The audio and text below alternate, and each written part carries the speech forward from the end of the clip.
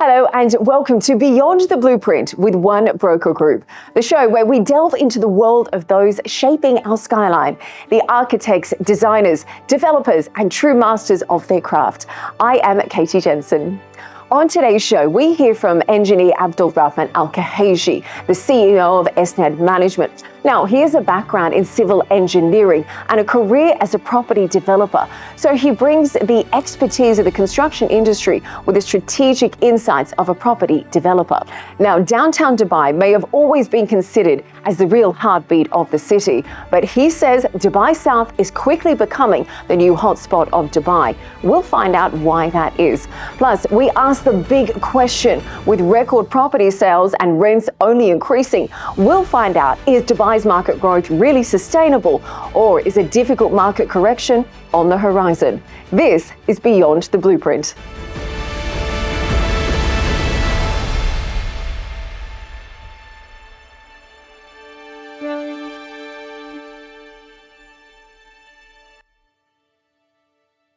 Engineer, thank you so much for joining us today on Beyond the Blueprint.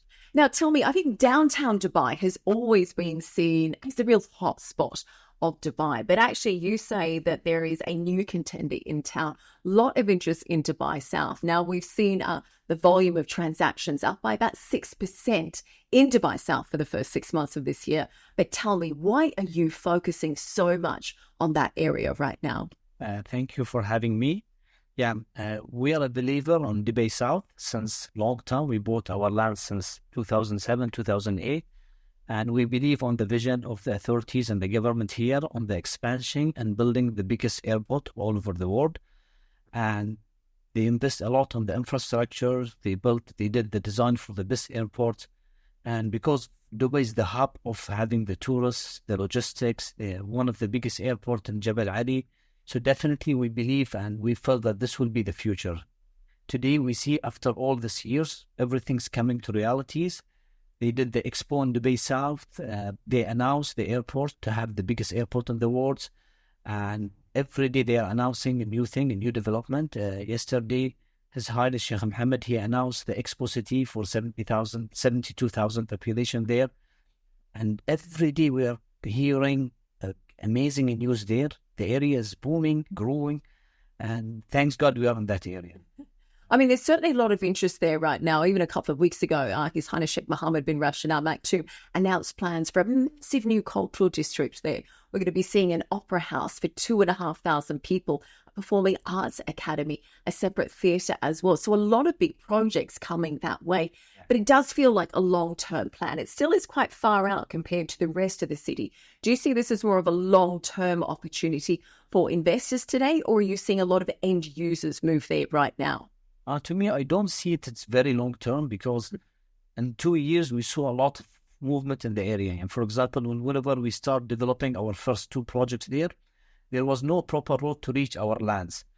Today, in 4 to 5 years, there's a proper highways, the best landscapings, the school is already there, the petrol stations, the Expo City, and one of the best infrastructures in the city here in Dubai. So keeping in mind the traffic's insane in the area in general, everyone's suffering, spending a lot of hours on the cars, and not everywhere the infrastructure was ready to receive this much population. For example, DXP, the location, it's almost the beginning of Dubai. After that, there is Sharjah and all the old cities. And there's no room of expanding the airport, the accommodation, the hotels and everything. So very smartly, they did a huge infrastructure to have an airport, 220, 250 million population there. And they did the roads, the lands, the landscapings, and ready for the biggest expansions there. So the beauty of having the best infrastructure in that area to receive all. For example, the export was a very good, successful stories with having this much visitors. There was no issue with the traffic. There was no issue with anything.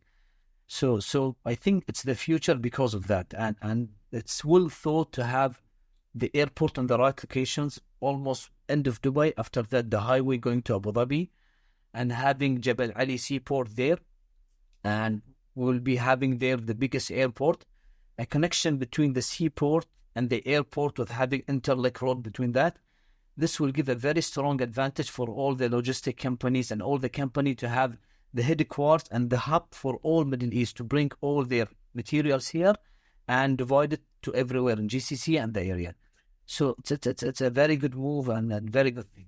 Although, of course, the airport as well, that really is still about 10 years away until it becomes a lot more functionable for the everyday person.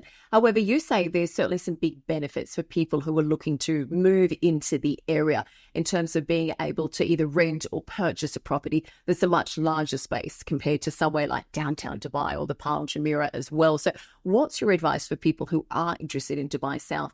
If they're an end user, what are they looking to spend? And then for investors, what kind of returns can they expect?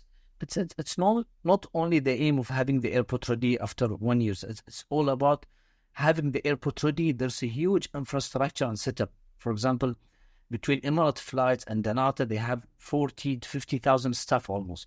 They can't move there if the infrastructure not ready. Also, having the airport ready, there will be a contractor, there will be an infrastructure there, accommodation, the Emirates engineering, the Emirate for the cargo, and. All this project will be gradually there. For that, Dubai South, as an authority in the area there, they have forced all the landowners to build the land in 4 years' time because they know there is a huge shortage of accommodation there.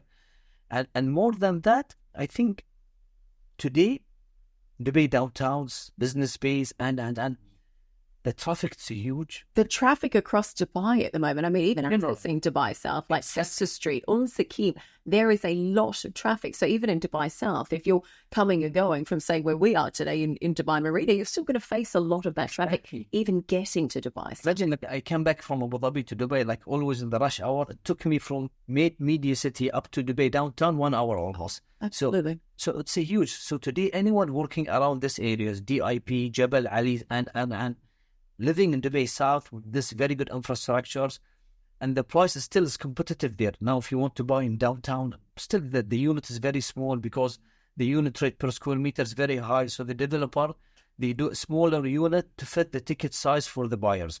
Still in Dubai South, there is very strict guidelines from the main developer, Dubai South, to have the unit size reasonable.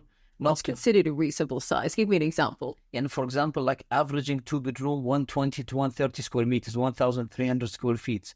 Averaging 1 bedroom around 7,000 to 8,000 square feet. And they don't allow in one building to do all a studio, all 1 bedroom. You can go maximum 50% 1 bedroom. So they want to upgrade the quality in the area. If you go to Dubai South, everywhere in Dubai South, especially Dubai South now, you see the infrastructure of the visitor parking. If you see, there's no much high-rise building like 20 and 30 story with 400 and 500 flat. It's a reasonable land size. It's very nice community. There is a garden. There is a reasonable flat size. So it's the best end-user product, and it's very good for investment as well. Today, because of the demand so high in downtown and everywhere in Dubai, this shift to Dubai South. So again, the return of investment in Dubai South. If you buy 1 bedroom or 2 bedroom or studios and you want to rent it and invest it or capital appreciation, it's doing extremely well. I think even if you look at the facts that have just come out in the last week, the top 2 locations for best performing areas in Dubai, number 1 was JBC, but number 2 was Dubai South. There's clearly a lot of interest. It feels like you are seeing more end users, though. Are you seeing more families? Who's kind of the target audience? What's kind of the breakup between end users and people? And I was checking the percentage of the sales in our project. We had 70% end users. Okay. And it was lovely because the unit price there averaging for the 2-bedroom 1.2 million dirham. Because of the rent price gone up, the 2-bedroom now in Dubai South reach 80 or 90,000, and outside in downtown is much higher than that. So there's a very nice deals with the banks. They are financing the ready project. So the end user, he pay 30% down payment and he pay installments for the bank, and he own the flat in 5 to 7 years. And this is lovely. Like when you have a product and end user buying the flat to live, I think this is the best history. It's not a bubble. It's a real need for an end users, and people's owning units to live, not to invest, not just to flip or to rent. It's a lovely story. Okay, and I want to ask you about Dubai's market in just a moment. But first, let's talk a little bit about your projects at ESNAD. Again, big focus on Dubai South, but you've been in the UAE market for about 9 years now. And what I think is interesting is that you tend to focus more on the mid-sized developments, more the around 50 to 100 units. I think you said you prefer to stay away from the ones 400 units, lightening them to a mini city. Why is that? Why have you focused on mid-size, and how do you compete with some of the big developers? For us, first thing, it's about ticket size investment. We prefer to have medium ticket size investment, and having multiple buildings. It's easy to exit, easy to sell, and easy to handle. So second thing, also, it's my personal experience. So I develop what I feel is comfortable to me. So when I live in a community with 300, 400 flats, not a compound, I'm talking about a vertical towers. So there will be a big homeowner association, a maintenance in the future, how to manage the community. It's manageable, everything's there, but it's not so comfortable like having a project with 50 to 100 units. Smaller project, the percentage of using the common facility to each end user will be higher. You feel more homies, you see the neighbors, they will become a family with you, easier to manage, the service charge will remain reasonable. And it's always, it's preferable for the end user as well. So always you will see the demand for the medium-sized project, especially if it is on the CE or especially if it's on the good location. You will see it much higher, and the sale unit rate also is much higher than the bigger project with 30 and 40 story with a bigger unit. I believe in this. It's working very well with me in Abu Dhabi, in Dubai, in Bahrain, and I'm continuing doing this. And of course, you've got a background in civil engineering, so you have this wonderful technical expertise when it comes to the construction process. How has that shaped your attitude as a developer these days? It's to me, development, it's a mixed experience of everything, starting with selecting the best locations, selecting the best land, having a good relationship with the master developer, getting the best deals, the best land from them. Then secondly, appointing the consultant and using the best consultant, going through all the stages of the design, starting from the concept to detailed design, tendering, value engineering. So this experience, it's there in the box in our study, but it built with the experience, with the number of projects. I hand over more than 100 projects in general, more than maybe 10,000 units, and I'm learning up to today from each project, from every architect. What are you learning? Design. What are some of the biggest lessons?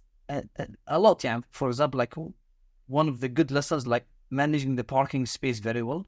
Second things, space planning. It's really about the experience of the end users. So when we develop the size, the proportion between the living and the bedrooms, having the same width of the living and the bedroom, having the walk-in closet, the size, how to have a reasonable size of flat and very well livable. You have natural light coming in, thermal flats, green buildings, the cost per month is reasonable. So we try to give a product to the end user and the future homeowner association, so they don't have maintenance for next 20 years. And this, it's how the developer is honest and his ethic, how to put the best product in the unit to give the good lifestyle for the end users. And this is what we aim for. Today, RERA and all the authority, they cannot protect the end users. The developer, he cannot leverage the money, he cannot use it. But they cannot protect the end users from having the good quality.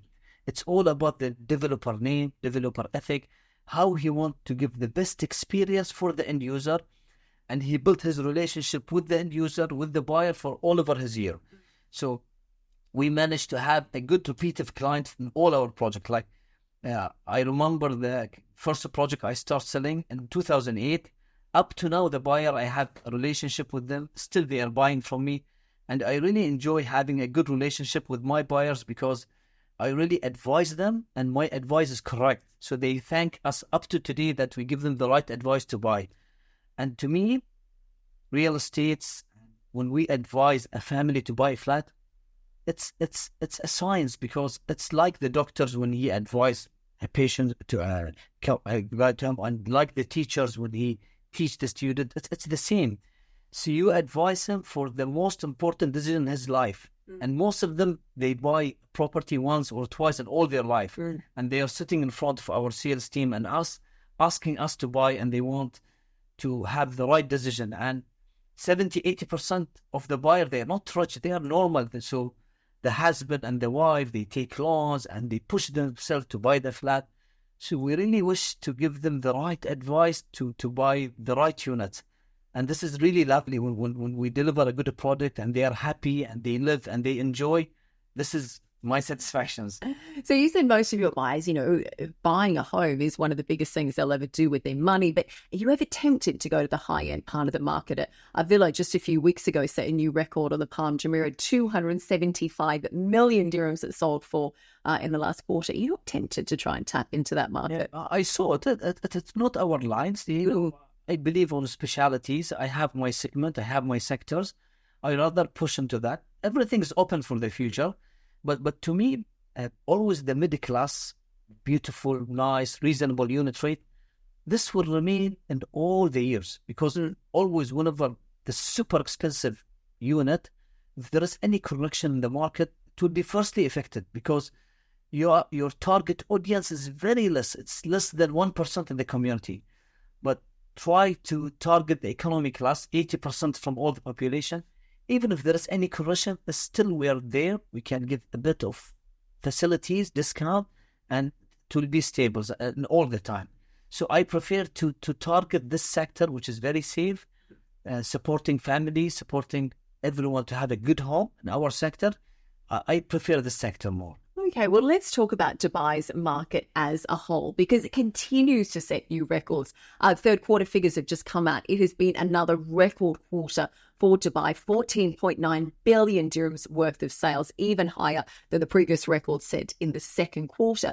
We continue to receive reports about all these millionaires flocking to the city, looking to invest in real estate. But my question is this kind of growth really sustainable? Are we heading for a big correction? Is there a big bubble in the market that's ready to pop? No, I had these discussions a lot in Bahrain, outside Bahrain. To me, I'm a big believer in UAE in general, Dubai and Abu Dhabi.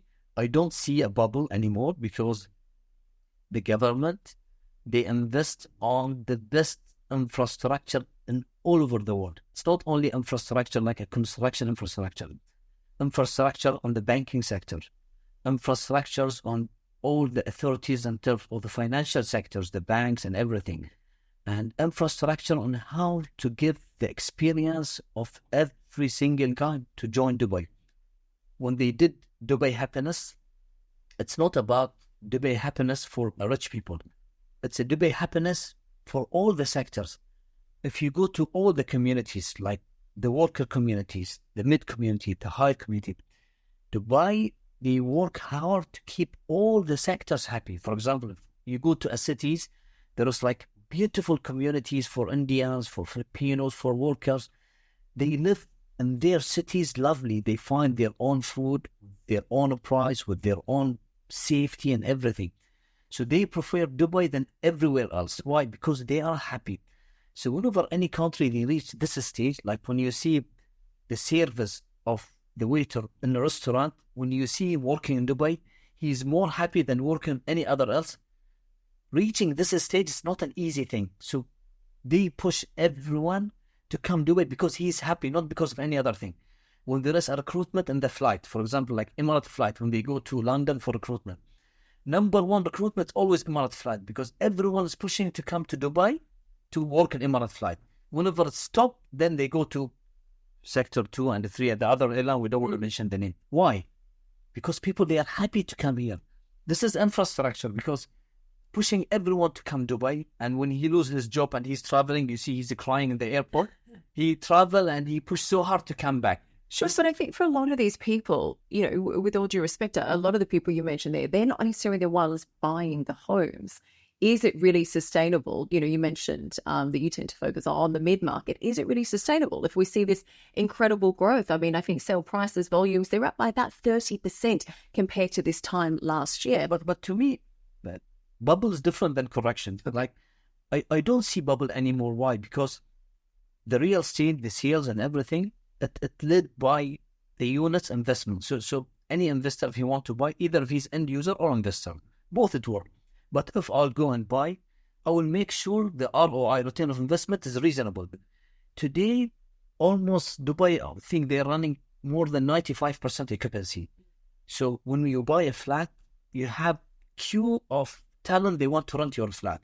So if you leave the super ultra luxury unit, because for end user, the normal standard unit, if you buy it with this amount, you have the tenant waiting to rent it, and you can do ROI from 5 to 8%. This is very healthy market for a real estate. You cannot say it bubble, because the end user for the flat in terms of talent or buyer, they are there. Today, most of the units in UAE, it's all fully occupied in Dubai and Abu Dhabi. Why? Because the population, it's an increase in Dubai big time. And two things. So Dubai, they depend on number of tourism. Every year it have to grow. And the second thing, people is shifting and having Dubai as a first house. And the government, they are monitoring this number carefully. And this curve, it's a gradually increase. Because of this curve increase, they need to cope with this increase by having more units. So what's going on today, not only real estate, there is a waiting list in the school. The good school, there's no school that's super expensive, and they're all busy.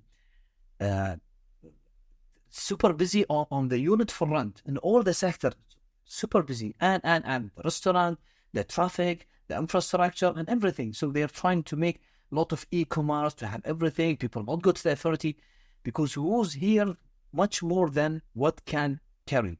So to me, it's not a bubble, it's a real market. The infrastructure is there. The people love to come here. Everything's increased. And if there will be a correction, because there are a lot of number of units that will be ready by quarter two, maybe 60, 70,000 units.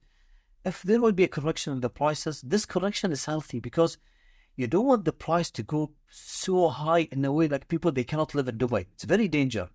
So if there will be a correction, to me, this correction is healthy. What kind of prices? Again, we're talking 60, 70,000 units, second quarter of next year. Right. What side of correction? Do you think we see prices drop or stable? Drop. So it have to be stable. Like, I'll give an example. In Dubai South in 2021, in the pandemic and Corona, the 2-bedroom was, it's 65 kilometers from downtown. The 2-bedroom was 45,000 dirham per year, the 2-bedroom. Today is 90,000 dirham. Yeah. That's a big jump in 3 years. So a normal stuff with a medium salaries, if you need to drive 65 kilometers, if you work in downtown, to pay this amount. What about living in downtown? So it's not always healthy to, and the law here on the rent, it's very good. You cannot come and double the price. Mm-hmm. You can only follow D&D, and there's a lot of things to hold the flat owners and the building owner not to double the price and trouble the price, because this will give stabilities. Otherwise, people, they cannot live in Dubai. Is it a better opportunity for them to buy and rent it out to someone else? Should they be buying in it and living in it themselves? What's your advice for people who are keen to enter this real hot market today? I'm a big believer for anyone to buy his first property, because it's a house at the end of the day, and the most safest things in our life to have a house. So you have a title deed in your safe books. Anything happen in future, investment going up, down, buying a stock market, treasury, there is a high risk in all of them. But owning the first house is always very important. And I'm advising everyone, even my family, his friend, push yourself and buy the house at the beginning stage, because anyone, when he grow up, the expenses in life would be higher. Today in UAE, there is a huge payment plan and facility from the developer. It gives really good freedom to anyone to buy. Today, there is no finance for not ready project. But there are a developer, they give 5-year payment plan and 7-year payment plan. Today, all the bank, they finance a property if it is ready. You pay 20, 30% and you can pay installment. Today, almost the installment, it's similar to the rent amount. So people start noticing that, and now 70, 80% of our end user, they go through bank mortgage. Imagine the bank, there's a competitor between the bank. They offer the end user of the units and the flat interest rate less than the developer. Just this much competition between the bank. So this opportunity, it's amazing. Might not repeat in the future. So people's moving super fast to buy a flat to rent, to live. So my advice, if anyone, you'll ask me, I buy a property to invest and I'll rent it. No, buy your first property to live. And then in the future, if you have an extra cash, you grow yourself in your work, if you have extra cash and money, you can go buy for investment. But owning the first house is very important. So anyone shifting to Dubai, he should not buy in the first month. He can rent for 3 to 6 months. He see the projects, the location. If you work in Jebel Ali, you should live in Jebel Ali. Why you live in? If you work in Abu Dhabi, you should live in Abu Dhabi, unless if he prefer other places. He buy his first property with his budget. Today, there is a unit 400,000 dirham up to 100 million. So all the options available. So if my limit to buy 1 million dirham, I'll buy 1 million. Whenever I grow and I have more kids, I have more money, I can sell my flat and buy bigger flat. But starting early with my limit, with my budget, it's very important. Earliest as much as they can. Although I will be honest, as a developer, I was pretty confident you would advise me to suggest that other people invest in the market too. But of course, we've got so many new developers launching in Dubai's market these days. I think there's 400 new developers alone just launching in Dubai this year. Tell me, how can people understand where they should be investing their money? How do they get their confidence if there's a new developer to the market? Should they avoid new developers? Should they only go with trusted developers? What are some, 3 top tips for success? Sure. What word of investment, like if you are buying a project not ready, flats not ready, that means you are an investor. You are buying at the beginning stage. So definitely there is a risk. There's all the with RERA, with everything. There is a risk because you are buying off a plan. So the advantage of buying off a plan, you will find a more competitive price. You will have the best location and. If anyone he wants a zero risk, he buy a ready property with a title deed. He go to the notary, he transfer the ownership in his name. So buying at the beginning stage, there are a lot of advantage, but there is a risk. But already the authority, they had a lot of steps to minimize this risk by registering in RERA and. But to me, the buyer, he should do his homework more. There is 400 new developer. The best and the safest to go to the top name, Mar, the Mag, Azizi, and. But they might be expensive. Maybe they are not in everywhere. They're very expensive. And there is also option B to go for a good developer. They have a very good product. They are very competitive and they deliver. They have very good track record history. So he should do his homework well. Who's the agent? From the design, from the brochure, from the marketing, from the mock-up flat, from the location. He can notice how the developer and professionals and genuine in the market. He hand over a project before, dealing with which agent, how many projects he have developed before, meeting the owner himself if he can reach him, and he'll feel more comfortable. So would you advise people to avoid first-time developers in Dubai then? I cannot say yes and no because there are new developers, but they are so big in their country and they are investing a lot in UAE. So he might be better than what's going on here. Mm-hmm. So it's not about first time, about doing the homework properly. And I don't think it's difficult to know and to reach. Today, if you go to Google, you put any name, you can see everything. The challenge here is the cheap developer because the cheaper product, always there's a buyer for a cheap product. They're always competitive and automatically the mind and the brain would go to the cheap. So it's very risky. Mm. So not because of cheaper product and 10 years payment plan and anything not making sense, or a developer the handing over in 12 months, still he didn't start. This is unrealistic matters. I don't think it will go. Yeah. So there's no such thing as a free lunch. They always say they are cheap. Always there's a buyer for. Now tell me, you've partnered with one broker group. Tell me about some of the reasons behind that collaboration today. Now we'd like to deal with the biggest in the country. Today, OBG, they are number one brokers in Dubai. And I have a very good relationship with Umar, the brothers, part of our family. And we are doing extremely well with them.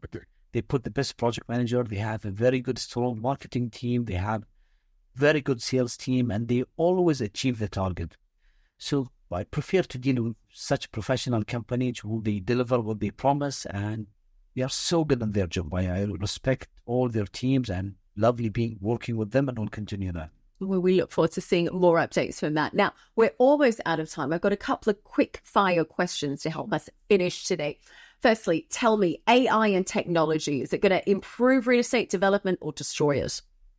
It will definitely improve, especially technologies, trying to be there always in the smart home, using using the smart home in our buildings and using the technology and managing the building in terms of the PMS systems and having the report and keeping the building sustainable to save powers, water, and it's working very well nowadays. We have the best consultants here in GCC.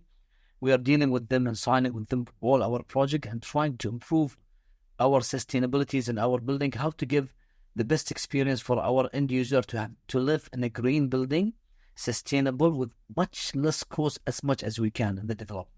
Okay, secondly, tell me, what career would you have ended up in if it wasn't real estate? Being a doctor. What type of doctor?